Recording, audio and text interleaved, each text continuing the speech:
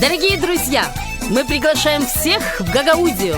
6 ноября 2022 года центральная площадь столицы Гагаузии превратится в винный городок, где соберутся винодельческие предприятия, домашние виноделы и подворья Гагаузии для того, чтобы отметить ставший традиционным фестиваль вина «Гагаус Шарап Йортусу» и «Кибен Гермияки».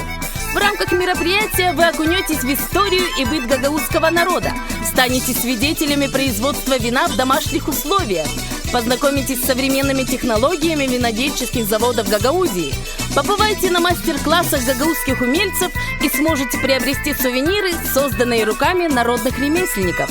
Подворье населенных пунктов откроют свои двери для всех гостей праздника, желающих познакомиться с обычаями и традициями гагаузского народа. Праздничную атмосферу на протяжении всего мероприятия поддержат известные творческие коллективы и артисты Гагаузии и Молдовы. 6 ноября в 10 часов центральная площадь города Камрад. Приглашаем всех разделить с нами радость яркого и самобытного праздника – фестиваль вина «Гагаус Шарап Йортусу». Вместе мы сможем возродить и сохранить национальные традиции и культуру виноградарства и виноделия Гагаузии.